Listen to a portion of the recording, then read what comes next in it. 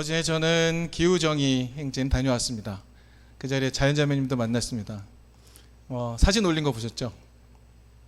저는 다른 사진보다 제 등판이 그렇게 생긴 걸 처음 봤습니다. 제 인생 살면서 자연자매가 찍어준 제 뒷모습을 보면서 내 뒷모습이 이렇구나라는 걸 저는 처음 봐가지고 깜짝 놀랐습니다. 어제 기후정의 행진에 다녀왔습니다. 기후정의 행진에서 35,000명이라고 추산되는 그 많은 사람들이 함께 발언하고 행진하고 축제하는 시간들을 가졌는데 매우 다양한 사람들이 같은 주제를 가지고 모였습니다. 그만큼 기후정의라는 부분이 지금 당장 실현되지 않으면 우리의 삶이 무너질 수 있다는 것을 절감하고 있기 때문에 그럴 것입니다. 그런데 우리의 삶이 이렇게 신속히 무너질 수 있다는 것은 절감하지만 우리의 삶이 조금씩 망가진다는 것은 잘 절감하지 못합니다. 우리가 사랑하지 못할 때 우리의 삶이 무너진다는 것, 우리가 서로를 향하여 살아가지 못할 때 우리의 삶이 무너진다는 것을 잘 절감하지 못하죠. 주일의 예배는 바로 그것을 조금씩 깨닫는 시간과 같습니다. 주일의 예배 자리에 나와 내 삶에 무너져 있는 하나님의 모습, 하나님의 형상을 발견하고 찾아내서 그 형상으로 돌아가는 일이 필요합니다. 이 자리 예배 자리에 함께 하신 여러분을 그래서 더더욱 축복하고 싶습니다. 하나님께서 이 시간에 우리와 함께 하셔서 우리의 삶을 미세 조정해 주시고 그래서 우리의 삶이 조금 더 하나님께 가까이 다가가고 우리의 삶의 자리가 하나님 나라로 변화되기를 간절히 기도합니다. 이 시간 제가 먼저 묵상한 말씀 함께 나누도록 하겠습니다. 오늘 본문은 바울이 에베소에 있는 교회를 향해 기록한 서신이라고 알려져 있습니다. 편지 글입니다. 여러분 편지를 누구에게 쓰십니까? 네, 아무에게나 쓰지 않습니다. 대상이 정해지지 않고 무작위로 쓰는 편지는 없습니다. 그런데 유명한 편지 하나 있죠. 행운의 편지. 이 편지는 영국에서 최초로 시작되어 1년에 한 바퀴 돌고 세계 많은 사람들에게 행운을 주는 편지 외에는 편지는 무작위로 쓰는 게 아닙니다. 편지는 내가 아는 사람에게, 사랑하는 사람에게 쓰는 거죠. 서로 잘 알고 있는 사이에 전해지는 속 깊은 메시지가 편지입니다. 그리고 고대에는 편지가 왕래하는 게 쉽지 않았기 때문에 편지 한 장을 쓸 때에 정말 한자 한자 진심을 담아서 썼을 것이라고 예상할 수 있습니다. 그렇기에 이 편지에는요, 서로 잘 알고 있는 것이 전제되기 때문에 서로의 형편, 서로의 상황이 구체적으로 소개되지 않습니다. 왜냐고요? 그걸 전제로 편지가 쓰여지기 때문에 그렇습니다. 서로의 상황을 서로 잘 알고 있는 상황에서 글을 쓰는 겁니다. 그런데 2000년이나 지나서 오늘날 그 편지를 읽는 우리는 이 에베소가 어떤 문화적 맥락 속에 있는지, 바울이 왜 그 글을 썼는지 우리는 도무지 헤아릴 수 없습니다. 그래서 에베소 교회가 처해 있는 상황을 조금 더 이해하면 편지의 내용을 더 잘 이해할 수 있게 되는 겁니다. 그래서 오늘은 바울의 글 속에 담겨 있는 그 의미를 알기 위해 에베소를 먼저 이해하는 시간을 한번 가져보도록 하겠습니다. 에베소를 이해하는 키워드가 두 가지 정도 있을 것 같습니다. 첫 번째는 지식입니다. 에베소라는 곳은요, 새로운 가르침에 늘 목말라 하는 그런 지적인 욕구가 강한 곳이었습니다. 고대 로마에요, 3대 도서관이 있었다고 합니다. 우리에게 익숙한 알렉산드리아 도서관, 지도에서 이집트에 있는 것이 보이시죠? 나일강 삼각주 쪽에 있는 알렉산드리아 도서관, 그리고 성경에 등장하는 버가모, 영어나 다른 발음으로는 페르가몬이라고 불리는 그곳에도 도서관이 있었습니다. 지도에서 가장 위쪽에 빨간색으로 표시된 것입니다. 그리고 세 번째로 에베소에도 도서관이 있었습니다. 그리고 특별히 에베소에 있는 도서관은 셀서스 도서관이라고 불립니다. 지금도 성지 순례를 위해 많은 사람들이 방문하는 곳들입니다. 그런데 현존하는 건물, 남아있는 건물이 제일 화려하게 남아있는 곳이 에베소에 있는 셀수스 도서관입니다. 도서관이 얼마나 웅장했는지 가보면 알 수 있다고 합니다. 이 도서관이 있는 것을 생각해 보면 에베소 사람들이 얼마나 지적 욕구가 강했는지 우리는 헤아려 볼 수 있습니다. 여러분, 당대를 휩쓸고 있던 그리스 철학의 한 대목을 생각해 볼까요? 그리스 철학은 이렇게 가르치고 있었습니다. 이성을 통해서 사람들은 자신의 삶의 주인이 될 수 있다고 가르쳤습니다. 이성을 확장시키면 스스로 삶의 주인이 될 수 있다라고 오랫동안 가르쳐 왔습니다. 그 토대가 그렇게 쌓여왔고 그 정신을 모아놓은 것이 바로 도서관이었던 것입니다. 그리스 철학은 육체를 어떻게 대했을까요? 육체는 이렇게 설명됩니다. 영혼의 감옥입니다. 그래서 육체는 부정합니다. 그래서 육체에 대해서는 주의를 기울이지 않았습니다. 이성의 활발한 활동은 육체를 넘어서는 것이다 라고 가르쳤습니다.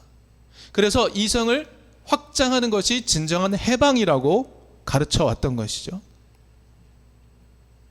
그런데 그곳에서 바울은 어떤 가르침을 전했을까요? 바울은 이렇게 말했습니다. 거룩하고 선하신 하나님, 그 신이 몸으로 오셨다라고 가르쳤습니다.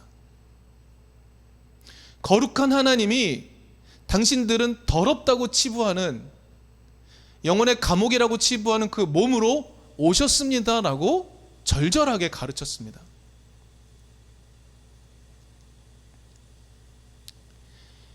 에베소를 이해하는 두 번째 키워드, 이것은 여신 숭배입니다. 로마 제국은요, 지금의 터키죠. 옛날엔 거기를 아시아라고 불렀는데요, 그 아시아의 수도를 버가모에서 에베소로 옮겼습니다.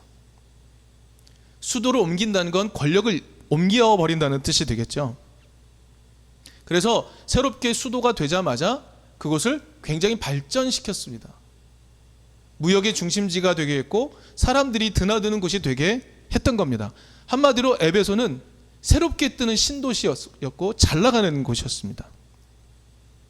그런데 바울 당시에 어떤 자연재해로 인해서 그 항구의 기능이 완전히 마비되어 버렸다고 합니다. 장사를 할 수 없게 된 것이죠. 굉장히 큰 도시가 되었고 돈이 많이 모인 곳인데 더 이상 돈벌이를 할 수 있는 기회가 사라져 버린 겁니다. 그래서 에베소 사람들은 자신들에게 남아있는 것을 활용하게 됩니다. 그것이 무엇이었냐면 바로 아르테미스 신전이었습니다. 이 아르테미스 신전은 파르테논 신전보다 5배, 7배 더 크다고 합니다. 고대의 작가들은 고대 로마 안에 7개의 불가사의가 있는데 그 중에 한 개다라고 말할 정도로 굉장히 화려했다고 합니다. 그런데 이 풍요를 상징하는 아르테미스 여신, 젖가슴이 24개나 달린 이 아르테미스 여신을 섬기는 이 신전도 기원 후 3세기 말에 고트족의 침입에 의해서 완전히 무너져 버렸다고 합니다. 에베소에 있는 사람들은 항구의 기능이 마비되자 자신들에게 남아있는 것으로 장사를 하기 시작합니다. 아르테미스 여신을 섬기기 위해 많은 순례객들이 방문했습니다. 그래서 숙박업, 요식업, 놀이시설 이런 것들이 많이 발달하게 되죠. 그리고 또 하나 중요한 것이 있습니다. 바로 은세공업자들이 아르테미스 신전과 여신상을 만들어 파는 겁니다. 그 신전이 얼마나 화려했던지 사람들은 그 신전의 화려함에 매료돼서 은세공사들이 만들어 놓은 작은 신전을 매우 가지고 싶어 했다고 합니다. 자기 집에 두고 싶어서, 자기가 소장하고 싶어서. 은세공업자들은 그래서 이 여신 신전과 신상을 팔아서 많은 돈을 벌었습니다. 근데 성경을 조금 뒤져보면 사도행전 19장에서 이런 사건을 만나게 됩니다. 아르테미스 신전을 만들어 팔던 이들이, 에베소에 있는 이들이 교회와 다툼을 벌이고 있습니다. 내용은 이렇습니다. 신전이 너무너무 멋있는 겁니다. 그래서 에베소에 순례온 수많은 사람들, 그 사람들은 은으로 만든 그 여신 신전 이 모형을 사가서 자신의 집에 두는 겁니다. 은으로 만든 겁니다. 저렴하지 않겠죠. 매우 비쌌을 겁니다. 그럼에도 불구하고 사람들은 그것을 구입해 갈 정도로 굉장히 멋있었던 것 같습니다. 사람들은 돈을 많이 벌었겠죠.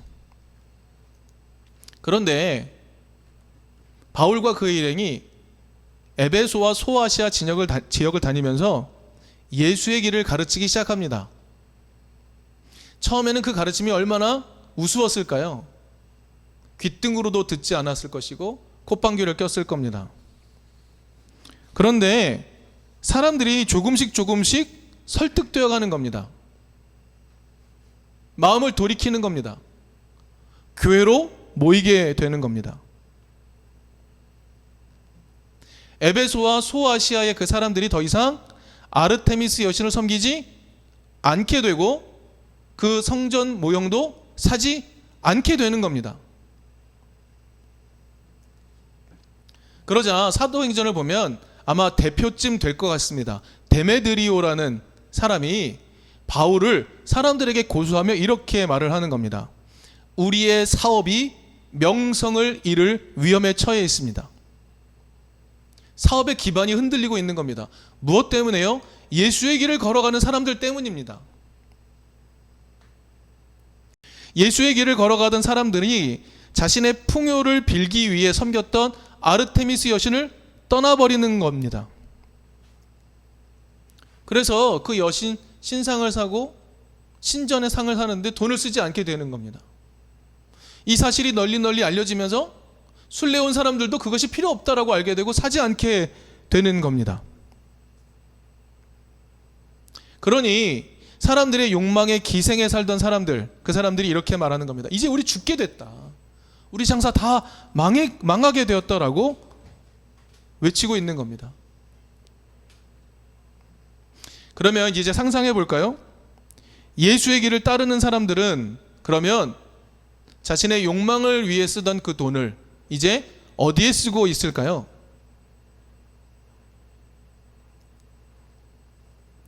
오늘 본문이 속해 있는 에베소서 2장 17절부터 18절을 보면 이런 내용이 나옵니다. 바울이요 이렇게 말해요. 에베소에 있는 교회를 향해 이방인과 유대인이 하나 되었다라고 말합니다. 여러분 이건 쉬운 일이 아닙니다. 단순히 인종적인 구분을 말하는 게 아닙니다. 유대인과 이방인은 재력의 차이가 있습니다. 자신이 갖고 있는 소유의 차이가 있는 겁니다. 그런데 그걸 다 넘어서서 가장 넘기 힘든 인종적 구별조차 넘어서서 하나가 돼 있다라고 말하는 겁니다. 4장 3절은 이렇게까지 말합니다. 성령이 여러분을 평화의 띠로 묶어서 하나가 되게 해주셨다라고 말합니다. 지금 하나가 되어 있는 모든 차별을 넘어서서 하나가 되어 있는 이 모습은 성령이 힘써서 만들어주신 것이라고 바울은 이야기하고 있습니다. 이겁니다. 사람들이 자신들의 재물을 우상을 위해 쓰지 않게 되었습니다. 이방인과 유대인이 주님 안에서 함께 자라서 함께 성전이 되어가는 꿈을 꾸는데 사용하기 시작한 겁니다. 여러분 이 말이 쉽게 들려서 그렇지 이게 얼마나 어려운 일이었겠습니까? 나에게 복을 주는 내 현실적인 이득을 주는 그 우상을 숭배하는 것을 떠나서 눈에 보이지도 않고 내 것을 나누어 줘야 되고 내 삶을 분리해서 돕고 섬기는 일에 사용되어야 되는 이 길에 사람들이 투신하기 시작했고 사람들이 더 이상 욕망을 위해 돈을 쓰지 않고 서로를 위해 돈을 쓰기 시작했고, 그래서 사람들이 하나가 되어가는 이 놀라운 일, 여러분 결코 쉬운 일이 아니지 않습니까?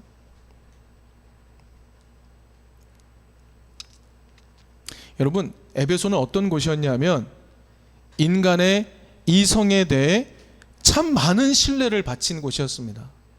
인간의 이성을 믿는 곳이었습니다. 그리고 돈의 힘, 그것을 숭배하던 곳이었습니다.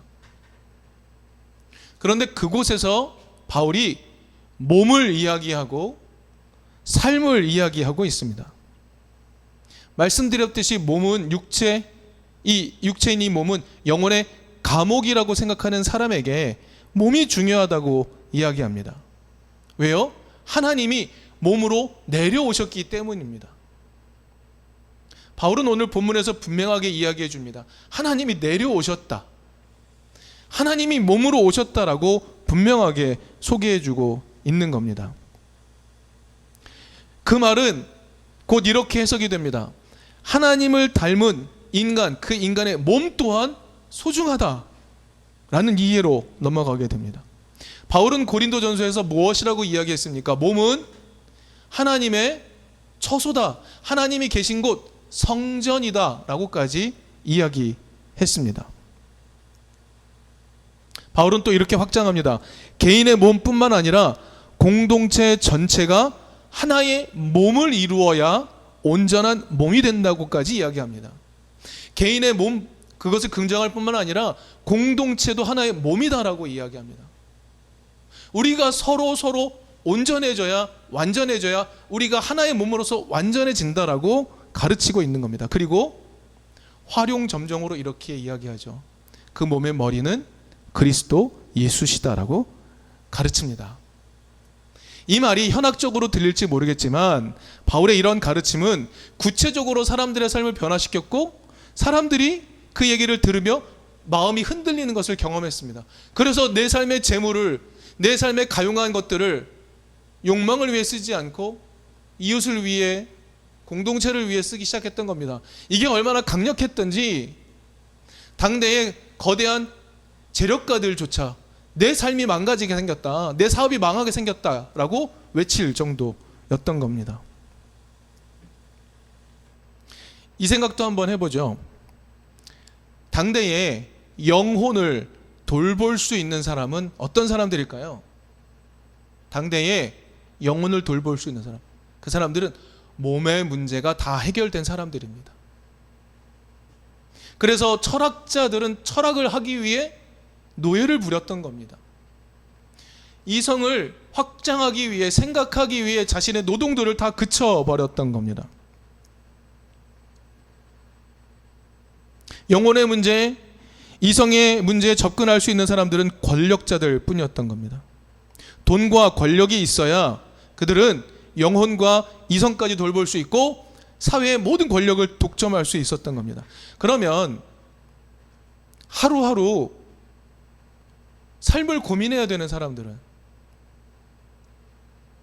하루하루 몸의 필요를 다 채울 수 없는 사람들은, 그래서 고통받는 사람들은 어떻게 살았을까요? 너무 당연하게 받아들였습니다. 내 운명이라고 받아들였습니다. 여러분, 오늘날의 모습을 한번 생각해 볼까요? 여러분, 오늘날 자본주의가 만들어 놓은 이 양극화는 당연한 겁니까? 전혀 그렇지 않습니다. 그런데 이게 체질화되고 우리의 삶에 들어와서 우리의 삶의 근간이 되어버립니다. 그걸 당연하게 받아들입니다. 할머니, 할아버지, 엄마, 아빠의 능력이 곧 나의 능력이라고 말하는 이 시대에 부모의 도움을 받을 수 없는 자녀들은 그것이 내 운명이다라고 받아들입니다. 그게 내 실력이라고 받아들이고 그것이 공정이라고 말하는 시대 속에 살고 있습니다. 여러분, 여기에서, 이런 삶 속에서 기독신앙에는 어떻게 외쳐야 될까요? 무엇을 말하며 살아야 되는 것일까요? 2000년 전에도 똑같았던 그 삶의 자리에서 바울은 이렇게 이야기합니다. 예수가 몸으로 오셨다. 예수가 우리의 몸을 긍정하신다. 너희가 먹고 마시며 사는 그 삶이 너무 소중하다. 너뿐만이 아니라 너의 이웃과 함께 하나 되어 사는 삶이 너무 중요하다는 사실을 바울은 가르치기 시작합니다. 사람들이 깨닫게 되죠. 아, 내 몸도 소중하구나. 하루하루 근근히 살아가는 나이지만, 고통받으며 살아가는 나이지만, 아니, 내 몸도 소중하구나. 그것을 깨닫기 시작한 겁니다. 신이 내려와서 인간의 몸을 입었다고 말하지 않습니까? 인간의 육체로 찾아와서 인간과 함께 산다고 말하지 않습니까? 인간의 몸을 긍정한다고, 너의 삶을 채우는 분이라고 말하지 않습니까? 그러니까 사람들은 자신들의 몸이 대접받는 걸 경험했던 겁니다. 그리고 바울은 이렇게 말하죠. 그것이 예수를 통해 나타난 하나님의 뜻이라고 가르쳐 줍니다. 바울이 그걸 가르치는 겁니다. 너의 몸이, 너의 삶이 긍정되는 것, 그것이 예수가 가르친 하나님의 뜻이라는 겁니다. 나아가서 내 몸이 소중하면 다른 이의 몸도 소중하다는 것을 배우게 되고, 그래서 서로의 몸을, 필요를 채우고 돌보는 일을 하게 되고, 그때야 비로소 진정한 삶이 이루어진다는 것, 그것을 절절히 깨닫게 된 거죠. 여러분, 중요한 것은요, 나 혼자서의 변화는요, 삶을 구성하지 못한다는 겁니다. 여러분, 우리가 헨리 데이비드 소로처럼 어디에 들어가서 혼자 사는 것, 그건 해낼 수 있겠죠. 그럴 수도 있을 겁니다. 의지가 강한 사람들은 혼자서. 그런데 오늘 우리의 삶에 나와 함께 있는 친구들과 함께 더불어서 같은 뜻, 한 마음 한 뜻을 품며 살아가는 것, 이게 쉬운 일일까요? 쉽지 않습니다만, 그렇게 살아야만 삶이 되는 것이지 않습니까? 한 개인의 삶이 아니라 하나님 나라의 삶이 되는 것 아니겠습니까? 그래서 이제는 자신만을 위해 살아가지 않게 된 겁니다. 그게 에베소 교회에 나타났던 현상인 거죠. 진짜 삶을 살았던 겁니다.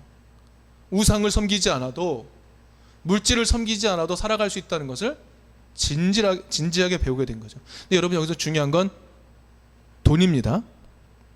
돈. 사람들이 돈을 우상을 섬기는 데 쓰지 않고, 복을 비는 데 쓰지 않고, 내 욕망을 채우는 데 쓰지 않고 이웃을 위해 쓰기 시작하는 겁니다. 이방인과 유대인이, 부자와 가난한 자가 하나 되는 일에 사용한 겁니다. 그리고 바울은 이것이 성령의 일이라고 말합니다.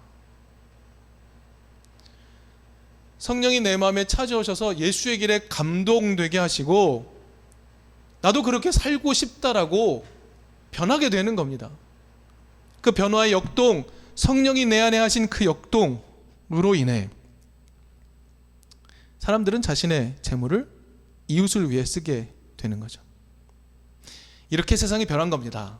그랬더니 세상이 어떻게 반응했나요? 세상이 요동을 치기 시작했습니다. 별것 아닌 일을 한 겁니다. 그런데 세상이 요동하기 시작합니다. 세상의 권력자들이 이러다 내 권력을 잃겠다라고 외치기 시작했던 겁니다. 자신들이 세상에 제공하는 이데올로기가 무시당하고 있다고 외치기 시작한 겁니다. 야, 이렇게 가만 놔뒀다가는 우리가 만들어 놓은 세상이 무너질 것 같아 라고 바들바들 떨기 시작했던 겁니다.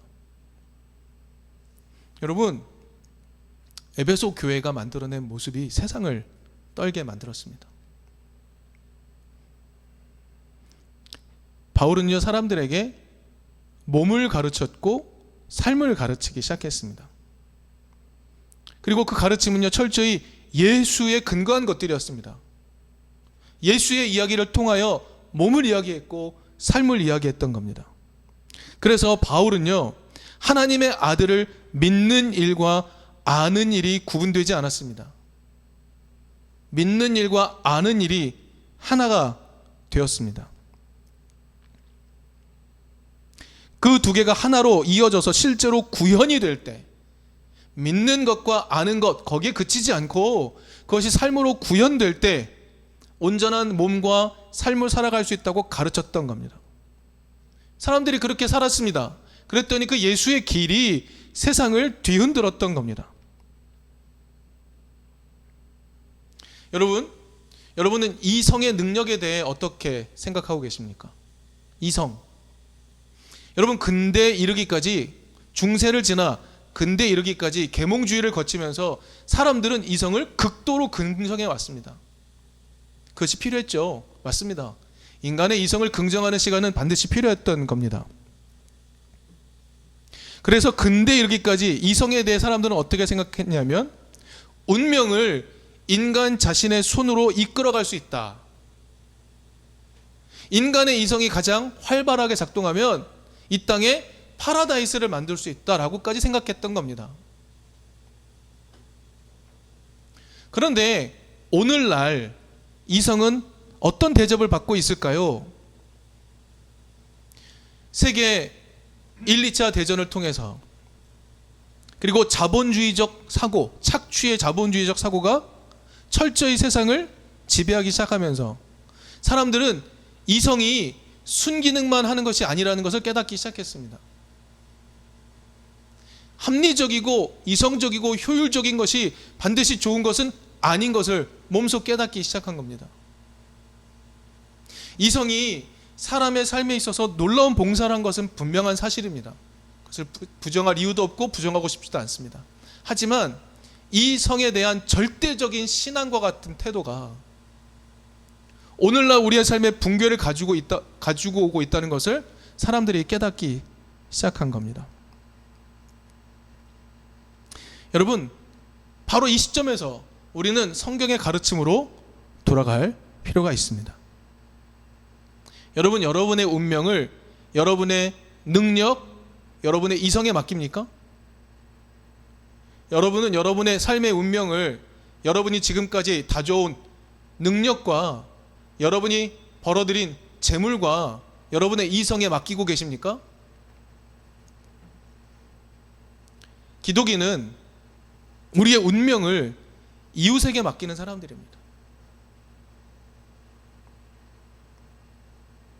그게 신앙입니다. 왜요? 하나님이 우리에게 다가와 그렇게 하셨기 때문에.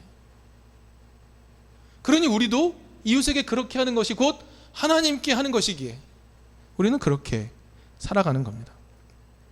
하나님이 자신의 몸을 우리에게 맡기셨듯이 우리도 서로에게 몸을 맡기고 삶을 살아가야 합니다. 그 방식이 2000년 전에 에베소를 흔들었고 당대의 세계를 흔들어 버렸습니다. 여러분, 그 방식은요, 지금도 세상을 흔들 수 있습니다. 근데 쉽지 않죠.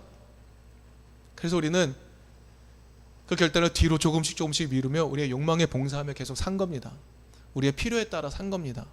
우리가 원하는 것은 그냥 플라스틱을 누리며 화석 연료를 사용하며 마음껏 전기를 사용하며 육식을 하며 우리가 그렇게 살아온 겁니다. 아유, 힘들어 어려워하면서 우리의 삶을 바꾸지 않은 거죠. 조금도. 그랬더니 창조 세계가 우리에게 호통치고 있는 겁니다. 2000년 전 예수가 보여준 삶으로 돌아가라고 기독인은 특별히 그 음성을 듣는 겁니다. 예수가 보여줬던 그 삶으로 돌아가라고.